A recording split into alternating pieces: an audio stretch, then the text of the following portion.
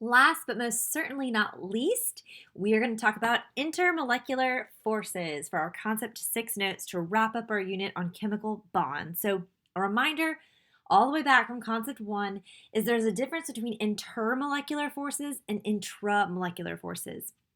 Okay, so the inter, that prefix means between or among. So international, we're talking about different nations and between different nations, whereas intra means within. So intramurals are where you're competing within your school with other students at your school in some sports. But as it relates to bonding, we're talking about forces between different substances, which are intermolecular, like we see the hydrogen bonds between the nucleotides that hold deoxyribonucleic acid together, or DNA. And then we're talking about also forces within a substance. So this would be the intramolecular forces or the chemical bonds. So all of our concepts so far have really been focusing on those chemical bonds and what's going on inside. Now we're shifting gears in this concept to talk about intermolecular forces. So, the intermolecular forces, those chemical bonds within a molecule, they will determine whether or not a molecule is polar, okay? Which we'll define that term again in a minute. The polarity of a molecule will then determine the intermolecular forces or the attractions between different molecules. Those intermolecular forces, which are, I'm going to abbreviate IMF for the foreseeable future, those will determine the properties that we see on a macro level. So when you look at water and you measure its boiling point, vapor pressure, melting point, viscosity, all of those things, those properties, all of those were determined by the intermolecular forces, which were determined by the polarity, which are determined by the intramolecular forces or the bonds within the molecule. So it's all connected. Okay, so we've talked about intramolecular forces and bonds all unit. Now we're going to talk a little bit about polarity, then we'll jump into IMF. So, molecule polarity. Polar molecules have partial charges in different locations within the overall molecule. Okay, so we're talking molecules, which means we're talking covalent compounds. So they're sharing elections. They're sharing electrons. Okay, so water, H2O. We got oxygen in the middle, two hydrogens here. They're sharing electrons with each other so that they all are stable. But what we see is that they don't share them equally. Oxygen has a higher electronegativity, so it attracts those electrons more. So this side of the molecule is a little bit more negative, and then this side where the hydrogens are is a little bit more positive because the hydrogens don't pull on those electrons as strongly. Okay, nonpolar molecules have no partial charges because they're sharing the electrons perfectly equally. Their difference in electronegativity would be 0. Okay, so we see that in O2, like you see here. I didn't put any of the delta positive or delta negative to show partial charges and show those poles because there are none in this molecule. And that's going to make a difference moving forward as we talk about IMF. Now, there's kind of two ways that we can determine and predict polarity. Okay, so first is bend. So bond electronegativity difference. We've done this earlier in this unit. We did it back in unit 3 electrons. We've been doing this a lot already. It's just that difference in electronegativity. That's it.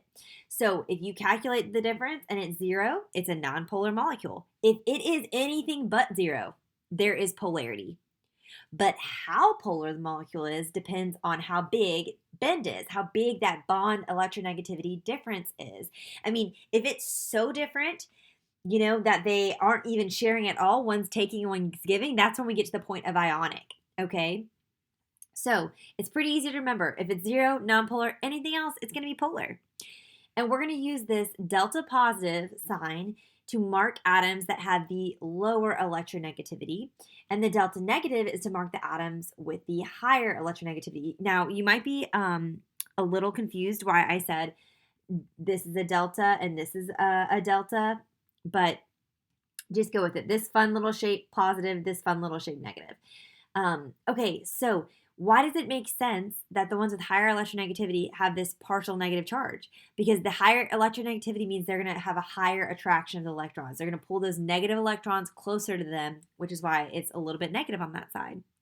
So one thing you could do or be asked to do is rank molecules from least polar to most polar based on bend, based on that bond electronegativity difference. So take hydrochloric acid. carbon dioxide, hydrofluoric acid, O2. Take those, calculate the differences in electronegativity. So right off the bat, we know O2 is 0, so it's nonpolar. So it would be the least polar. Then we can look up on our periodic table the electronegativities of the others and calculate. So HCl, you're going to take chlorine, which is 3.16 electronegativity, and subtract 1 from hydrogen. Okay, that gives you 2.16. A 2.16 difference. Hydrofluoric acid, you got fluorine, which is 3.98 minus 1, that's a 2.98. So that's even stronger. And then carbon and oxygen is 3.44 minus 2.55. So that's less than 1. Okay, so based on their polarity, the least polar is oxygen, then CO2 is a little bit more polar, then HCl, and then HF is the most polar. Okay, so you can rank them that way. Now, another thing you can do to predict polarity is to use something called SNAP. So if you've seen Legally Blonde, you might be thinking bend and snap, okay, to remember. But all that SNAP means is symmetrical molecules tend to be nonpolar, asymmetrical tend to be polar. Now, this can be trickier when we're looking at two-dimensional pictures as opposed to actual three-dimensional model. It's a lot easier, but I'll just show you some pictures just to show you. So if you were looking at these are all going to be nonpolar. So think about it. If you drew a line down the middle of each of these pictures, either top to bottom or left to right, you would have symmetry. They're the same on either side. That tells you that these are all nonpolar. Whereas these molecules are asymmetrical, thus they are polar. Now, consider water. You might say, oh, I could draw from top to bottom though, and that's symmetrical. That's true. But if you draw left to right, it's not symmetrical there, so it's asymmetrical, okay? So it has to go up and down and left and right, be symmetrical both ways. So all of these are going to be polar molecules. So you can use bend and snap to predict polarity. Now, like I said, polarity then affects the intermolecular forces that are at work between different substances. So intermolecular forces, the IMF, is just the attractive forces between particles in a substance. And they range in strength, but they do tend to be weaker than intramolecular forces. So they're weaker than ionic, covalent, and metallic bonds that you see within compounds, okay? But they still can be strong. Polar molecules create the strongest intermolecular forces. And why does this make sense? Well, because they have uneven charges. So the partially positive side of one molecule gets attracted to the partially negative side of the other. Just like we would see, in ionic bonds and how ions are attracted to each other because there's such a strong difference in the positive and negative parts. Okay, so there are lots of different types of intermolecular forces. For these notes, we're only going to really look at 3 main ones, and then I'm going to mention a 4th one. So just to give you a heads up on that. So first, dipole-dipole force.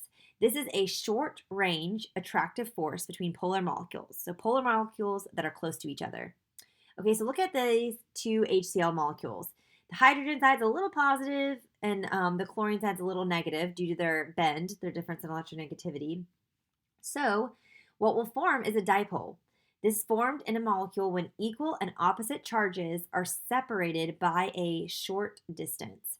So what we would see is it's an arrow with kind of like that makes a plus sign on one end. So you draw the plus sign towards the partially positive side and then draw the arrow pointing towards the negative side, kind of to show like where the kind of pull is going. So you can see these dipoles. And again, we always represent this going from the positive to the negative pole. That's what we see here. And this creates, an interaction where these would interact with each other. The negative side of this one would interact with the positive side of this one and create this dipole-dipole force. So forces between 2 dipoles, which we see in polar molecules. So this is between polar molecules. Now, a polar molecule can induce a nonpolar molecule into this type of interaction, but we're not going to get into that. Another thing you could see, this is a pretty strong attraction, but something you could see that's stronger is an ion dipole force. So that would be the dipole in a polar molecule, like HCl, being attracted to an ion, like NaCl, the ions in sodium chloride. Okay, so we're not going to write about that, but just know that would actually be even a little bit stronger. Okay, so that's another type of intermolecular force. Now, the strongest that we're going to really write notes on is hydrogen bonding. So this is when a hydrogen atom specifically is bonded to a really electronegative atom like nitrogen, oxygen, or fluorine, and then it gets attracted to an unshared pair of electrons of an electronegative atom in a nearby molecule. Okay, so I think breaking down the picture would help make this make more sense. So look at water. This is three different water molecules. Okay, so we've got the oxygen. It has two lone pairs, unshared pairs of E, and then it has two bonding pairs in the hydrogens. Okay, we see that here and here and here. This is the polar molecule. So all of these oxygens are a little more negative, and all the hydrogens are a little bit more positive. So if we can mark all of their partial charges here. Okay, now again, these solid lines, these intramolecular forces are covalent bonds, but we can have this dotted line bond here that represents the attraction of this hydrogen off of an oxygen, and it's attracted to this bonding pair in this other molecule. Same over here, this hydrogen attracted to this one. Okay, and we represent hydrogen bonds with dotted lines like you see in this picture. So the hydrogen atom in one is attracted to the electron pairs of the oxygen in another. So again, this whole molecule is held together by covalent bonds. Those are intramolecular forces. But these hydrogen bonds between the different water molecules are what hold those together. And this is strong. We see hydrogen bonds they're so important for so many reasons, but we see them a lot in living organisms. They're what hold DNA together, like I showed you on the very, very first slide. On their own, they're weak, but in a large sum, like in a giant molecule like DNA, they are very, very strong, okay? And we're going to see some examples and some demos and stuff in class that'll help demonstrate how this creates strength. Just like with surface tension, it creates a surface tension in water where if you belly flop into a swimming pool, it hurts because of the surface tension of the hydrogen bonds formed between all those water molecules in the pool. All right, last but not least, we're going to talk about London dispersion forces. So this is an intermolecular attraction, and it results from an instantaneous and temporary dipole, and it's created from the constant motion of electrons. All atoms and molecules are affected by them, okay? Because think about this, electrons are constantly in motion. So even though we draw them and they're all like nicely spaced out in a Bohr model, that's not how it is in real life. They're moving around like crazy. So at some times, instantaneously, they might all be concentrated on one side, and then now there's a temporary dipole where that part side of the molecule is more negative and the other is more positive. So this is the force that would happen after that occurs. So every single type of atom or molecule is affected by these, but they're the only ones that impact noble gases and non-polar molecules because they don't have that natural, polarity within them or that natural difference in charge. So for example, this is a very simple picture of helium. It has two protons because atomic number is 2, has 2 electrons. Typically, this is how we draw this. This would be representing no dipole, okay, that everything's equally spaced out. But since these electrons are actually moving crazy all the time, they could bunch up at one point, and this would create a partially positive charge here and a partially negative charge here. And then now look, we have a dipole from positive to negative going this way. And this is a temporary dipole that then could have an intermolecular attraction with another type of molecule. So that's pretty cool. Now these intermolecular forces, like I said in the beginning, they affect what we see at a macro level, the properties we see. And so I'm just going to give you 2 examples of what that could look like. So first, viscosity. This is a fluid's resistance to movement. The stronger the intermolecular forces within the fluid, the higher its viscosity. Another one is boiling point.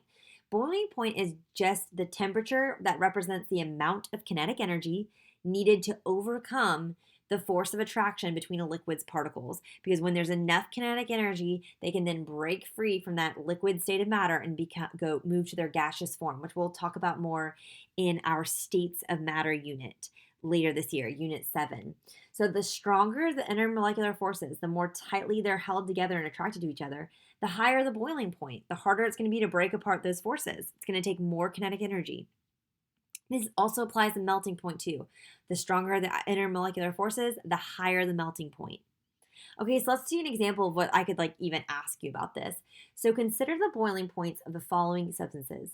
First, identify which would be most likely to represent an ionic bond, which would be the absolute strongest. Then from there, predict which of the remaining substances have the weakest intermolecular forces and which have the strongest. Okay, so we have 4 unknown substances. I specifically did not tell you what compounds these are because I don't want you to just look them up on the periodic table and calculate their difference in electronegativity, figure out their polarity, all that jazz, because you could work that way too.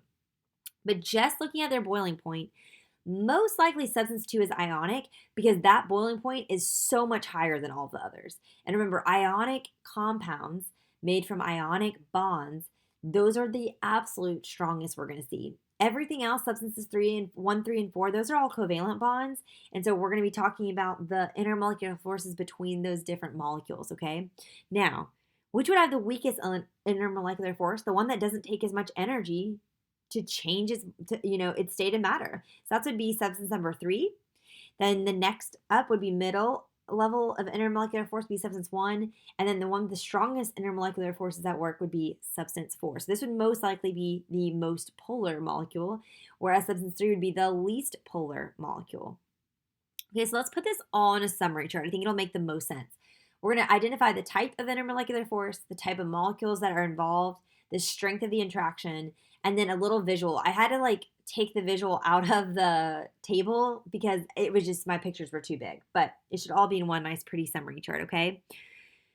So first, let's start with the lowest on the totem pole, London dispersion forces, and then we'll do dipole, and then hydrogen bond, which is the strongest. So London dispersion forces occur between, they're temporary dipoles that form in non-polar molecules. And it could technically be with any polar molecule as well. But this is the only one that involves non-polar. And the strength of attraction is low. It's approximately 0.1 to 5 kilojoules per mole, which that unit doesn't mean anything to you yet, but it will later this year. So it's just a low attraction. So a picture would just be like any two molecules and a force between them. There's really no rules here, okay? This is just, it's going to happen. It's going to apply to all molecules. Okay, dipole. This is when there's permanent dipoles, which exist in polar molecules only. This is a medium level of attraction. It's between 5 and 20 kilojoules per mole. And so what we would see is some sort of polar molecule. We have the dipole marked with the notation, and there would be an attraction between these two polar molecules. And then last but not least is the hydrogen bond. It would be a hydrogen atom and a polar molecule, like hydrogen bonded to oxygen, nitrogen, fluorine, with that high electronegativity atom, like I mentioned, and it's going to be attracted to an unshared electron pair in another polar molecule. And this is a more medium to high strength of attraction. It's the 5 to 50 kilojoules per mole. And again, so it's hydrogen bonded to oxygen, nitrogen, or fluorine, and it's attracted to this unshared E pair, this lone pair that's on a highly electronegative atom, like we saw in water. And then again, there can also be, the next level up would be like an ion in a dipole force, where the ion is attracted to a dipole that's in an ion from an ionic bond is attracted to a dipole in a covalent bond. This would be like, we went low, medium, high. This would be high. It'd be like over here on our chart. But we're not going to get into that in this class just because I wanted you to know these main 3 to keep it a little bit simpler. Okay, so here's an example of the type of question you might see. Looking at these, what's the strongest, so the most dominant intermolecular force at work in the following substances? So 2 different water molecules, 2 different carbon dioxides, 2 different ethanols. Over here, we have CH2, CH3, and a CH4. So we're just saying what would be the strongest, because remember, London dispersion is affecting everybody. Okay, so, but like water molecules have London dispersion, they can't have that at work, but they also have hydrogen bonds. The hydrogen bonds is way stronger. So I just want you to write the strongest, most dominant one. So 1 for each of these, okay? So do that and we'll go over it, and then we're going to do a lot of practice with this so it makes a lot of sense, I promise.